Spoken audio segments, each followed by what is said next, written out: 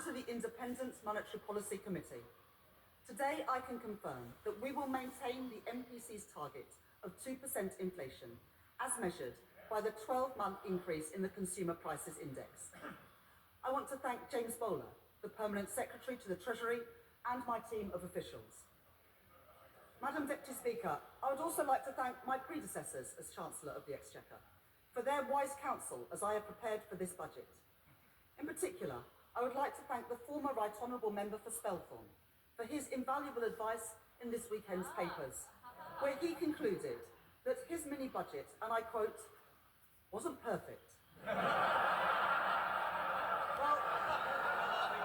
for once, Madam Deputy Speaker, I think him and I are in absolute agreement.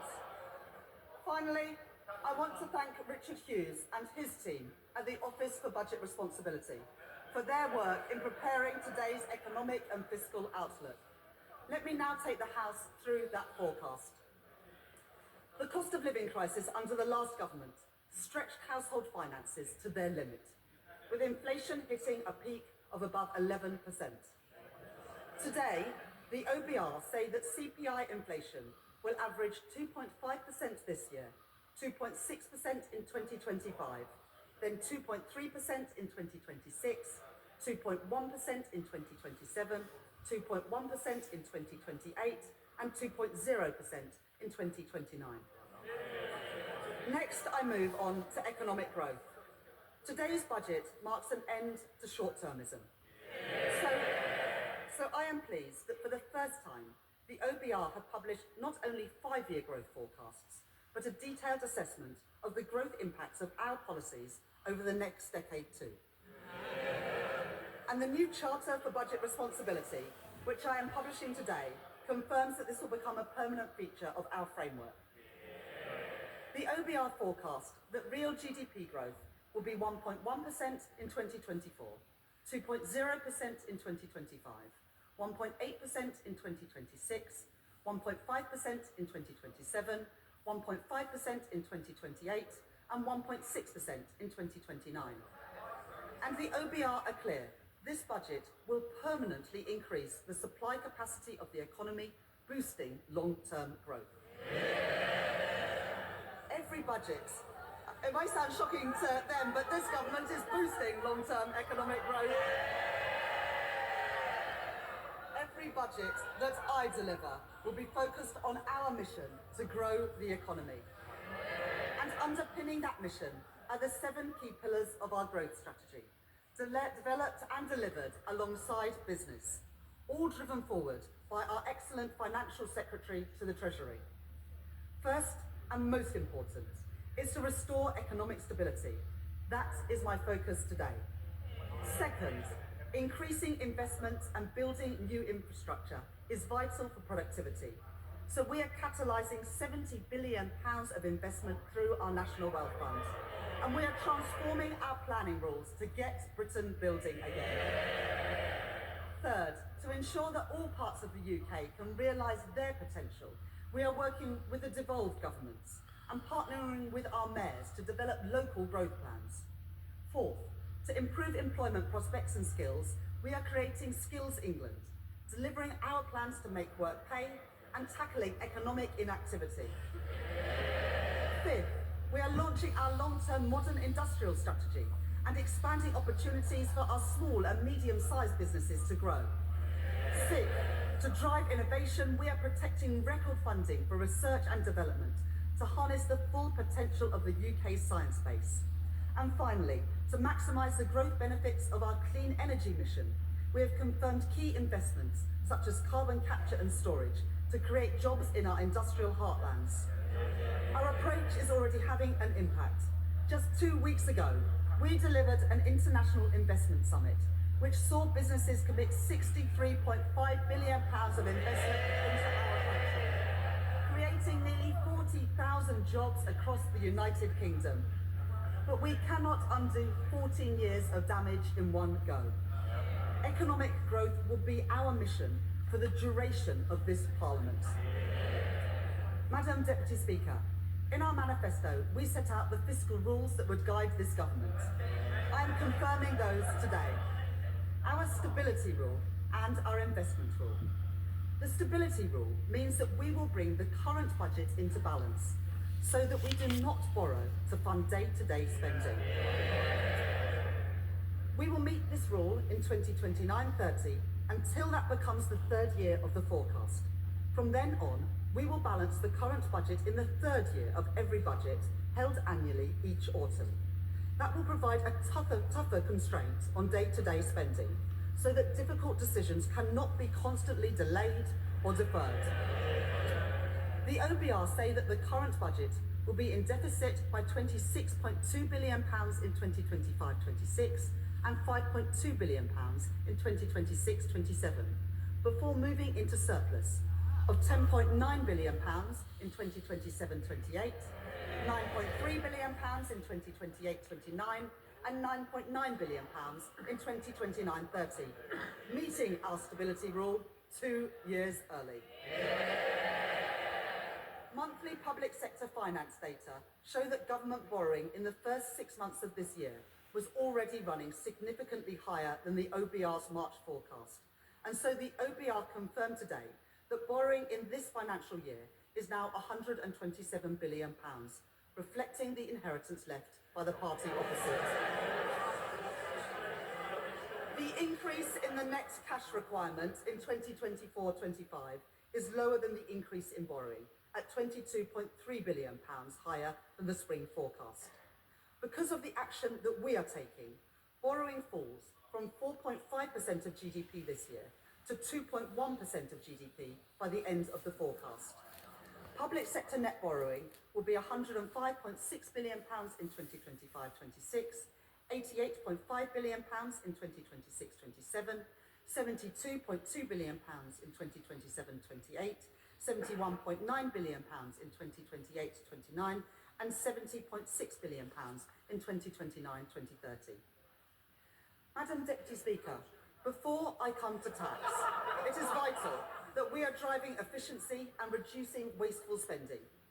In July, to begin delivering and dealing with our inheritance, I made £5.5 billion of savings this year. Today we are setting a 2% productivity, efficiency and savings target for all departments to meet next year by using technology more effectively and joining up services across government.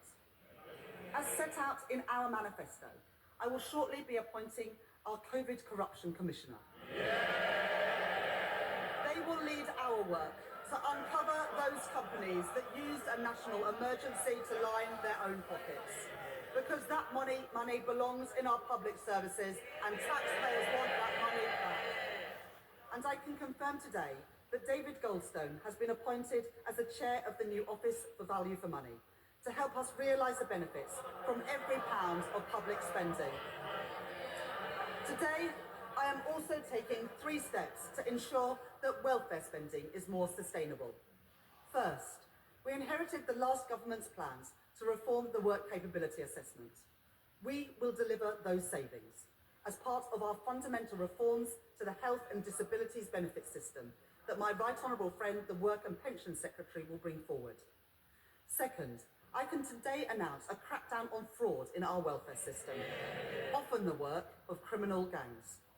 We will expand DWP's counter-fraud teams, using innovative new methods to prevent illegal activity and provide new legal powers to crack down on fraudsters, including direct access to bank accounts to recover debt. This package saves £4.3 billion a year by the end of the forecast. Third, the government will shortly be publishing the Get Britain Working white paper, tackling the root causes of inactivity with an integrated approach across health, education and welfare. And we will provide £240 million for 16 trailblazer projects targeted at those who are economically inactive and most at risk of being out of education, employment or training, to get people into work and to reduce the benefits bill. Before a government can consider any change to a tax rate or threshold, it must ensure that people pay what they already owe. So we will invest to modernise HMRC systems using the very best technology and recruit additional HMRC compliance and debt staff. We will clamp down on those umbrella companies who exploit workers, increase the interest rate on unpaid tax debt to ensure that people pay on time, and go after the promoters of tax avoidance schemes. These measures to reduce the tax gap raise £6.5 billion by the end of the forecast. And I want to thank the Exchequer Secretary for his outstanding work on this agenda. Madam Deputy Speaker, I know that for working people up and down our country, family finances are stretched and paychecks don't go as far as they once did. So today I am taking steps to support people with the cost of living. It was the Labour government that introduced the national minimum wage in 1999. It had a transformative impact on the lives of working people. As promised in our manifesto, we asked the Low Pay Commission to take account of the cost of living for the first time. I can confirm that we will accept the Low Pay Commission recommendation to increase the national living wage by 6.7% to £12.21 an hour. Work up to £1,400 a year for a full-time worker. And for the first time, we will move towards a single adult rate phased in over time by initially increasing the national minimum wage for 18 to 20-year-olds by 16.3% as recommended by the Low Pay Commission, taking it to £10 an hour. A Labour policy to protect working people being delivered by a Labour government once again. Second, I have heard representations from colleagues across this House about the carers allowance and the impact of the current policy on carers looking to increase the hours that they work, including from the Honourable Members for Shipley, the Honourable Member for Scarborough and Whitby, and the Right Honourable Member for Kingston and Surbiton too. Carers allowance currently provides up to £81.90 per week to help those with additional caring responsibilities. Today I can confirm that we are increasing the weekly earnings limit to the equivalent of 16 hours at the national living wage per week, the largest increase in carers allowance since it was introduced in 1976. This means that a carer can now earn over £10,000 a year while receiving carers allowance, allowing them to increase their hours where they want to and keep more of their money. I am also concerned about the cliff edge in the current system and the issue of overpayments. My Right Honourable friend, the Work and Pensions Secretary, has announced an independent review to look at the issue of overpayments, and we will work across this House to develop the right solutions. Third, we will provide £1 billion from next year to extend the Household Support Fund and discretionary housing payments to help those facing financial hardship with the cost of essentials. Fourth, having heard representations from the Joseph Rowntree Foundation, Trussell and others to reduce the level of debt repayments that can be taken from a household's universal credit payment each month by reducing it from 25% to 15% of their standard allowance. This means that 1.2 million of the poorest households will keep more of their award each month, lifting children out of poverty, and those who benefit will gain an average of £420 a year. Madam Deputy Speaker, our plan to make work pay will also protect working people. I know that the party opposite are deeply interested in our plans here. Having seen their colleagues repeatedly dismissed at short notice, I know that they are worried about their future under the Right Honourable Member for North West Essex. So they should rest easy, knowing that our plan will protect working people from unfair dismissal. It will safeguard them from bullying in the workplace. And it will improve their access to paternity and maternity leave. I hope that the new Shadow Cabinet will soon be grateful for these increased protections at work. It is right that we protect those who have worked all their lives. In our manifesto, we promise to transfer the Investment Reserve Fund in the Mine Workers Pension Scheme to members. And I have listened closely to my honourable friends for Easington, Doncaster Central, Blaenau Gwent, and Ayr, Carrick and Cumnock on this issue. Today, we are keeping our promise so that working people who powered our country receive the fair pension that they are owed. Our manifesto committed to the triple lock, meaning spending on the state pension is forecast to rise by over £31 billion by 2029-30 to ensure that our pensioners are protected in their retirement. This commitment means that while working age benefits will be uprated in line with CPI at 1.7%, the basic and new state pension will be uprated by 4.1% in 2025-26. This means that over 12 million pensioners will gain up to £470 next year, up to £275 more than if uprated by inflation. The pension credit standard minimum guarantee will also rise by 4.1%, from around £11,400 per year to around £11,850 a year for a single pensioner. While I have sought to protect working people with measures to reduce the cost of living, I've had to take some very difficult decisions on tax. I want to set out my approach to fuel duty. Baked into the numbers that I inherited from the previous government is an assumption that fuel duty will rise by RPI next year, and that the temporary 5p cut will be reversed. To retain the 5p cut and to freeze fuel duty again would cost over £3 billion next year. At a time when the fiscal position is so difficult, I have to be frank with the House that this is a substantial commitment to make. I have concluded that in these difficult circumstances, while the cost of living remains high, and with a backdrop of global uncertainty, increasing fuel duty next year would be the wrong choice for working people. It would mean fuel duty rising by 7p per litre. So I have decided today to freeze fuel duty next year, and I will maintain the existing 5p cut for another year too. There will be no higher taxes at the petrol. There will be no higher taxes at the petrol pumps next year. Madam Deputy Speaker, the last government made cuts of £20 billion to employees and self-employed national insurance in their final two budgets. These tax cuts were not honest. No. Because we now know that they were based on a forecast which the OBR say would have been materially different.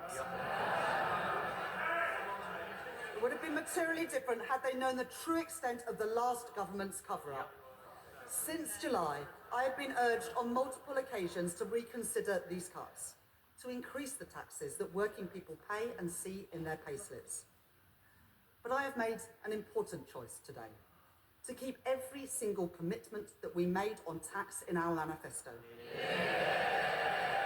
So I say to working people, I will not increase your national insurance, I will not increase your VAT, and I will not increase your income tax.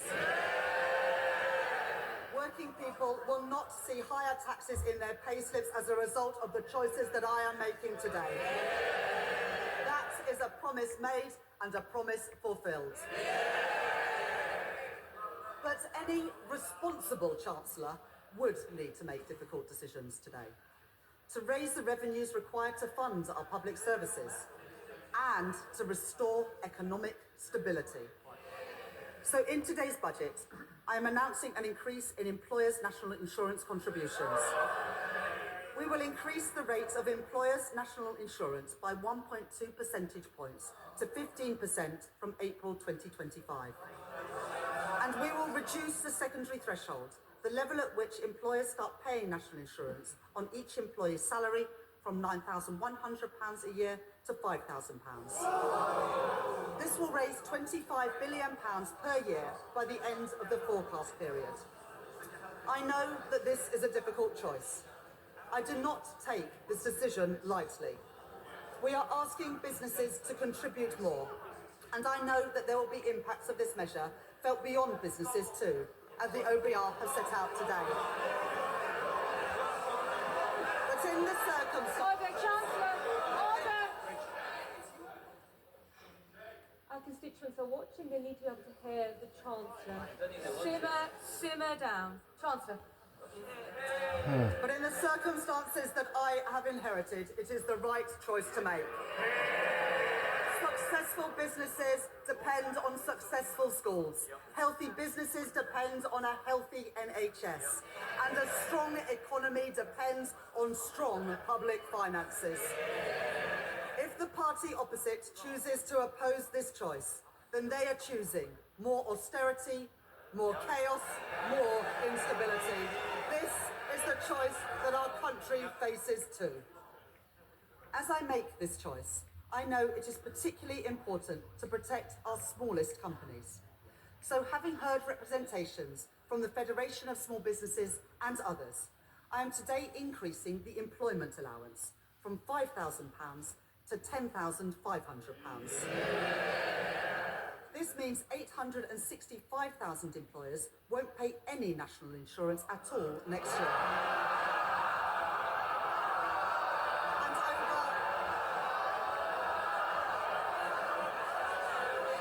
And over 1 million will pay the same or less than they did previously. This will allow a small business to employ the equivalent of 4 full-time workers on the national living wage without paying any national insurance on their wages. Madam Deputy Speaker, let me now come to capital gains tax. We need to drive growth, promote entrepreneurship and support wealth creation, while raising the revenue required to fund our public services and restore our public finances. Today, we will increase the lower rate of capital gains tax from 10 to 18% and the higher rate from 20 to 24%, while maintaining the rates of capital gains tax on residential property at 18 and 24% too. This means the UK will still have the lowest capital gains tax rate of any European G7 economy. Alongside these changes to the headline rates of capital gains tax, we are maintaining the lifetime limit for business asset disposal relief at £1 million to encourage entrepreneurs to invest in their businesses.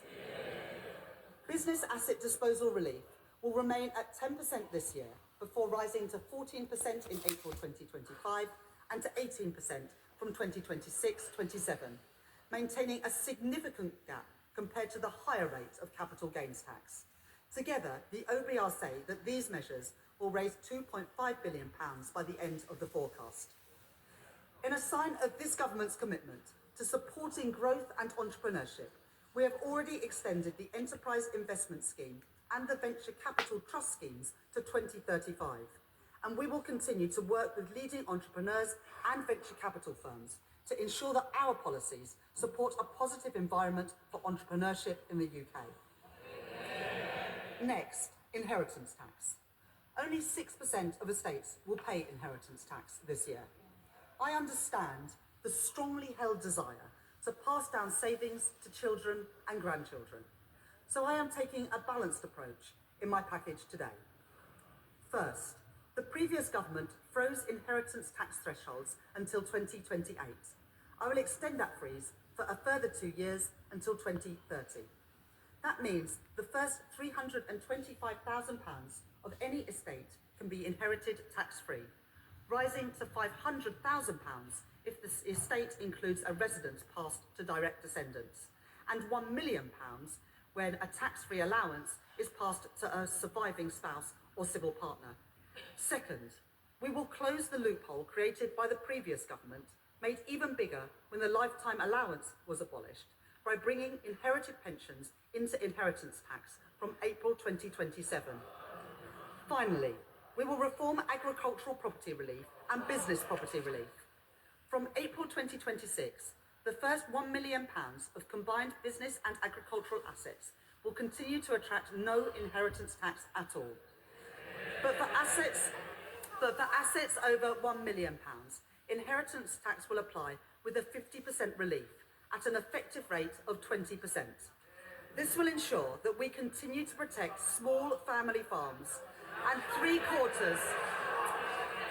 with three quarters of claims unaffected by these changes. I can also announce that we will apply a 50% relief in all circumstances on inheritance tax for shares on the alternative investment market and other similar markets, setting the effective rate of tax at 20%. Taken together, these measures raise over £2 billion by the final year of the forecast. Next, I can confirm that the government will renew the tobacco duty escalator for the remainder of this Parliament at RPI plus 2%. Increase duty by a further 10% on hand-rolling tobacco this year. Introduce a flat rate duty on all vaping liquid from October 2026, alongside an additional one-off increase in tobacco duty to maintain the incentive to give up smoking. And we will increase the soft drinks industry levy to account for inflation since it was introduced, as well as increasing the duty in line with CPI each year going forward. These measures will raise nearly £1 billion per year by the end of the forecast period. Madam Deputy Speaker, we want to support the take-up of electric vehicles, so I will maintain the incentives for electric vehicles in company car tax from 2028 and increase the differential between fully electric and other vehicles in the first-year rates of vehicle excise duty from April 2025. These measures will raise around £400 million by the end of the forecast period. Madam Deputy Speaker, let me update the House on our plans for air passenger duty. And I can see the right honourable gentleman's ears have pricked up. Air passenger duty has not kept up with inflation in recent years, so we are introducing an adjustment, meaning an increase of no more than £2 for an economy class short-haul flight. But I am taking a different approach when it comes to private jets.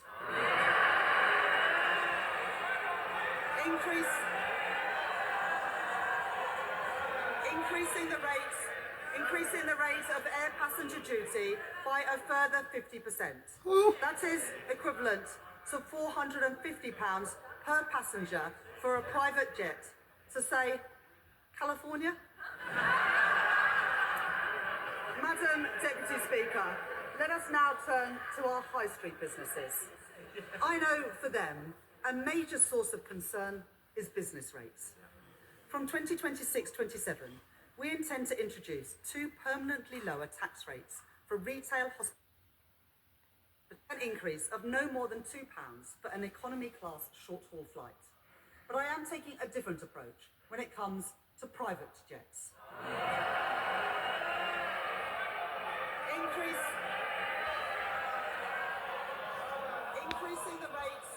Increasing the rate of air passenger duty by a further 50%. That is equivalent to £450 per passenger for a private jet to, say, California? Madam Deputy Speaker, let us now turn to our high street businesses. I know for them, a major source of concern is business rates. From 2026-27, we intend to introduce two permanently lower tax rates for retail, hospitality and leisure properties, which make up the backbone of our high streets across the country. And it is our intention that it is paid for by a higher multiplier for the most valuable properties. But the previous government created a cliff edge next year as temporary reliefs end. So I will today provide 40% relief on business rates for the retail, hospitality and leisure industry in 2025-26, up to a cap of £110,000 per business. Alongside this, the small business tax multiplier will be frozen next year. Next, I can confirm that alcohol duty rates on non-draft products will increase in line with RPI from February next year.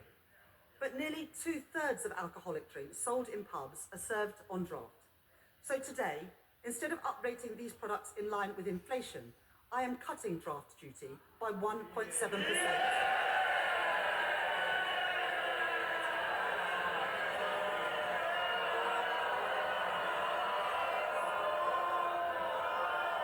Which means a penny off the pints in the pub. Alongside the changes I am making today, I am publishing a corporate tax roadmap.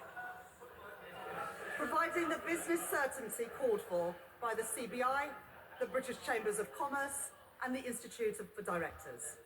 This confirms our commitment to cap the rate of corporation tax at 25%, the lowest in the G7 for the duration of this Parliament, while maintaining full expensing and the £1 million annual investment allowance, and keeping the current rates of research and development relief to drive innovation. Madam Deputy Speaker, in our manifesto, we made a number of commitments to raise funding for our public services. First, I have always said that if you make Britain your home, you should pay your taxes here too. So today I can confirm we will abolish the non-dom tax regime. And we will remove the outdated concept of domicile from the tax system from April 2025.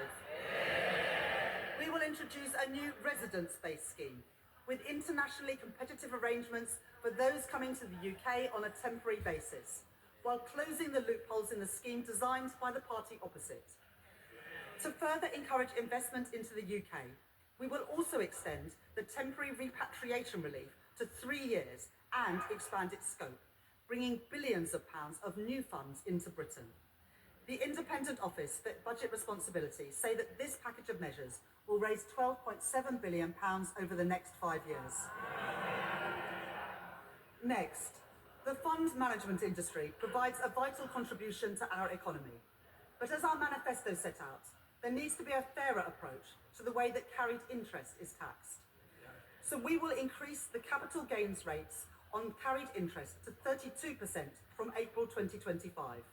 And from April 2026, we will deliver further reform to ensure that the specific rules for carried interest are simpler, fairer and better targeted. In our manifesto, we committed to reforming stamp duty land tax to raise revenues while supporting those buying their first home. We are increasing the stamp duty land tax surcharge for second homes, known as the higher rate for additional dwellings, by 2 percentage points to 5%, which will come into effect from tomorrow.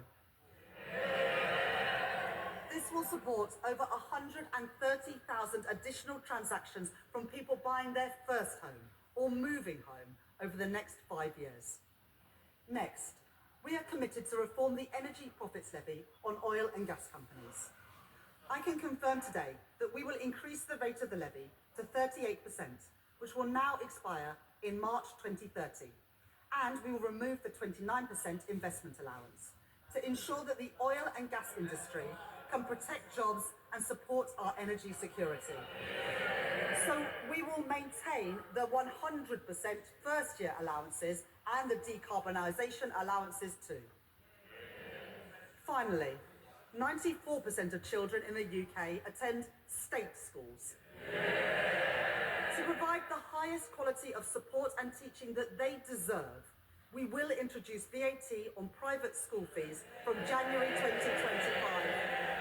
And we will shortly introduce legislation to remove their business rates relief from April 2025 too.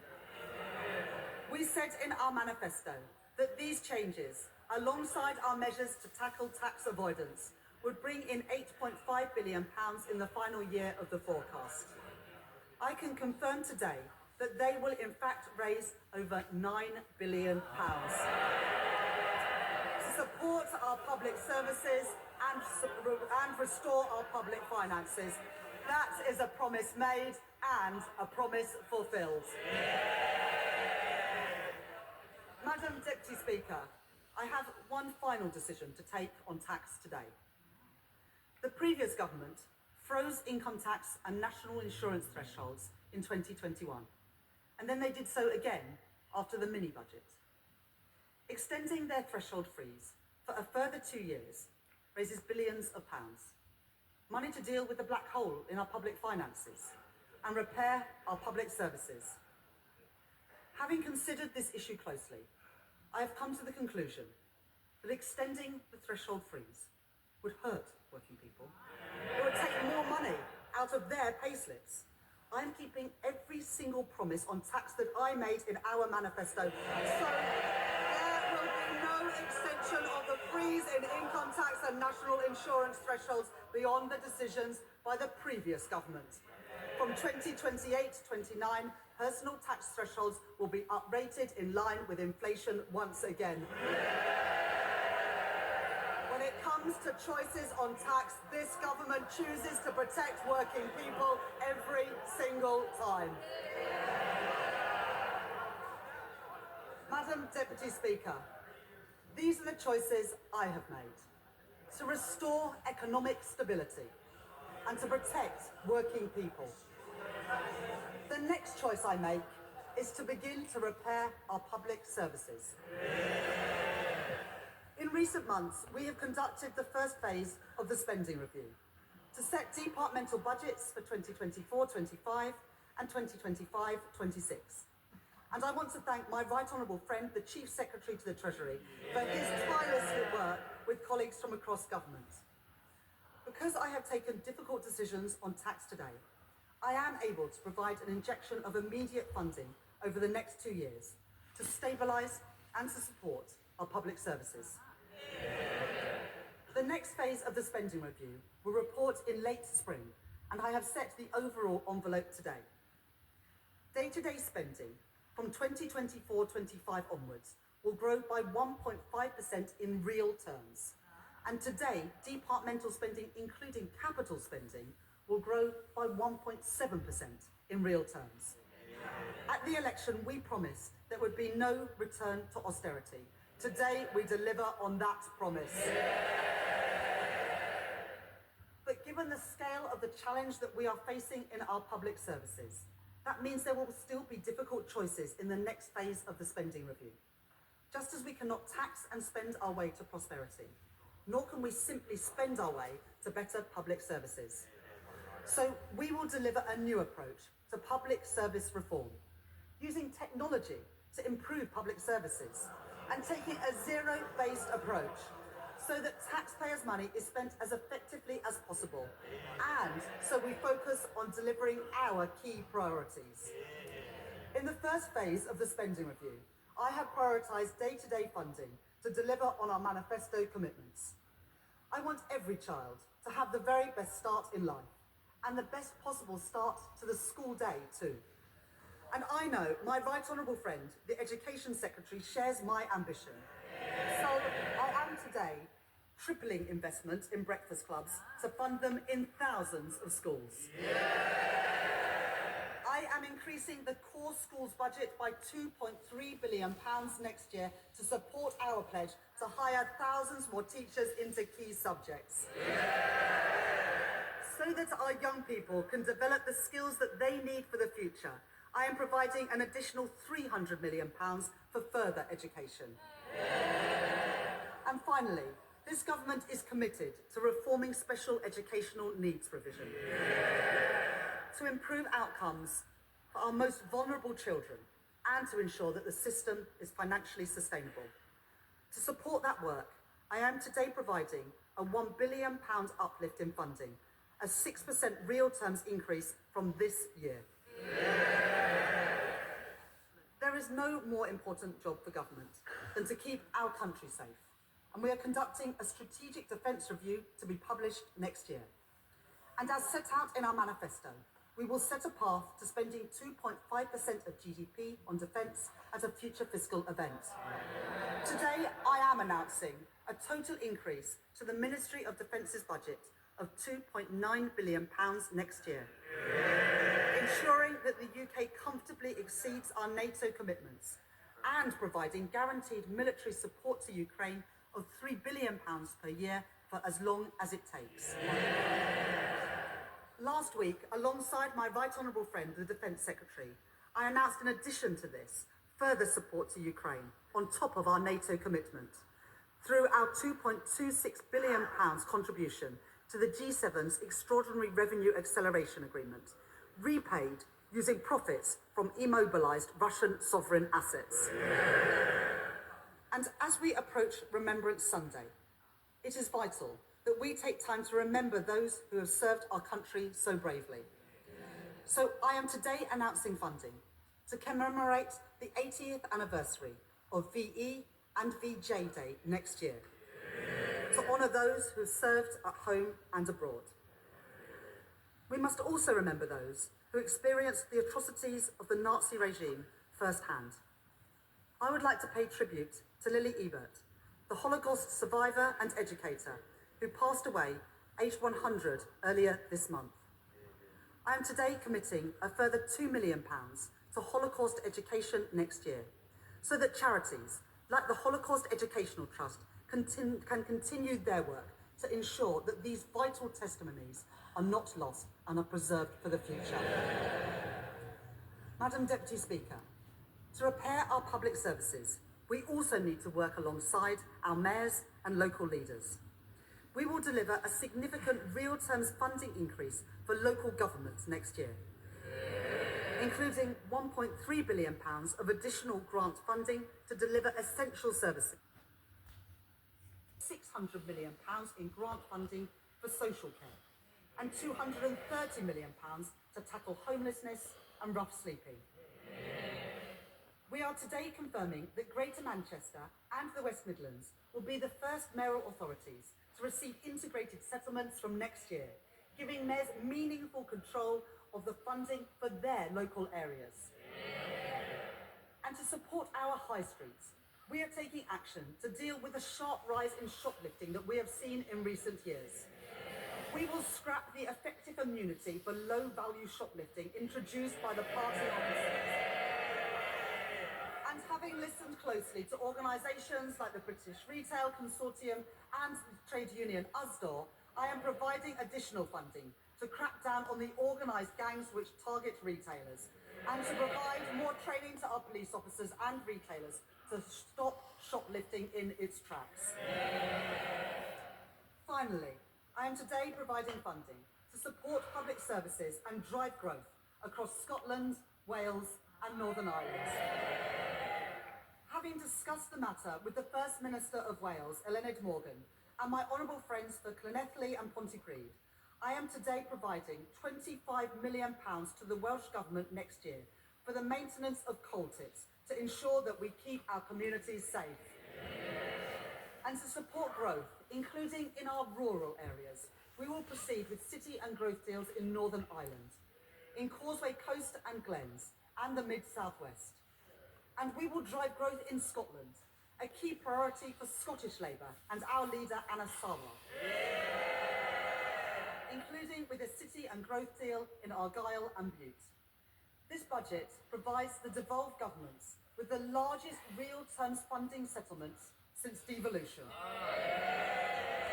delivering an additional £3.4 billion to the Scottish Government through the Barnett formula. Funding which must now be used effectively in Scotland to deliver the public services that the people of Scotland deserve. This budget also provides £1.7 billion to the Welsh Government and £1.5 billion to the Northern Ireland Executive in 2025-26. I said that there would be no return to austerity, and that is the choice that I have made today. Madam Deputy Speaker, to rebuild our country, we need to increase investment. The UK lags behind every other G7 country when it comes to business investment as a share of our economy. That matters. It means the UK has fallen behind in the race for new jobs, new industries, and new technology. By restoring economic stability and by establishing the National Wealth Fund to catalyse private funding, we have begun to create the conditions that businesses need to invest. But there is also a significant role for public investment. For too long, we have seen Conservative chancellors cut investment and raid capital budgets to plug gaps in day-to-day spending. The result is clear for all to see. Hospitals without the equipment they need. School buildings not fit for our children. A desperate lack of affordable housing. Economic growth held back at every turn. Under the plans I inherited, public investment was set to fall from 2.5% to 1.7% of GDP. But in Washington last week, the International Monetary Fund were clear. More public investment is badly needed in the UK. So having listened to the case made by the former Governor of the Bank of England, Mark Carney, former Treasury Minister Jim O'Neill, and the former Cabinet Secretary Gus O'Donnell, among others, I am confirming our investment rule. As set out in our manifesto, we will target debt falling as a share of the economy. Debt will be defined as public sector net financial liabilities, or net financial debt for short, a metric that has been measured by the Office for National Statistics since 2016 and forecast by the Office for Budget Responsibility since that date too. Net financial debt recognises that government investment delivers returns for taxpayers. By counting not just the liabilities on a government's balance sheet, but the financial assets too. This means that we count the benefits of that investment, not just the costs. And we free up our institutions to invest, just as they do in Germany, France, and Japan. Like our stability rule, our investment rule will apply in 2029-2030 until that becomes the third year of the forecast. From that point onwards, net financial debt will fall in the third year of every forecast. Today, the OBR say that we are already meeting our target 2 years early, with net financial debt falling by 2027-28, with £15.7 billion of headroom in the final year. So that we drive the right incentives in government investments, we will introduce 4 key guardrails to ensure capital spending is good value for money and drives growth in our economy. First, our portfolio of new financial investments will be delivered by expert bodies like the National Wealth Fund, which must by default earn a rate of return at least as large as that on gilts. Second, we will strengthen the role of institutions to improve infrastructure delivery. Third, we will improve certainty, setting capital budgets for 5 years and extending them at every spending review every 2 years. Finally, we will ensure that there is greater transparency for capital spending, with robust annual reporting of financial investments based on accounts audited by the National Audit Office and made available to the Office for Budget Responsibility at every forecast. Taken together with our stability rule, these fiscal rules will ensure that our public finances are on a firm footing, while enabling us to invest prudently alongside business. The capital plans that I now set out to drive growth across our country and repair the fabric of our nation are only possible because of our investment rule. Let me set out those investment plans. Today, we are confirming our plans to capitalise the National Wealth Fund to invest in the industries of the future, from gigafactories to ports to green hydrogen. Building on these investments, my right honourable friend, the Business Secretary, is driving forward our modern industrial strategy. Working with businesses and organisations like Make UK to set out the sectors with the biggest growth potential. Today, we are confirming multi-year funding commitments for these areas of our economy, including nearly £1 billion for the aerospace sector to fund vital research and development, building on our industry in the East Midlands, the South West and in Scotland. Over £2 billion for the automotive sector to support our electric vehicle industry and develop our manufacturing base, building on our strengths in the North East and the West Midlands. And up to £520 million for a new life sciences innovative manufacturing fund. For our world-leading creative industries, we will legislate to provide additional tax relief for visual effect costs in TV and film. And we are providing £25 million for the North East Combined Authority, which they plan to use to remediate the Crownworks studio site in Sunderland, creating 8,000 new jobs. To unlock these growth industries of the future, we will protect government investment in research and development with more than £20 billion worth of funding. This includes at least £6.1 billion to protect core research funding for areas like engineering, biotechnology and medical science. Through Research England, other research councils and the national academies. We will extend the Innovation Accelerators programme in Glasgow, in Manchester and in the West Midlands.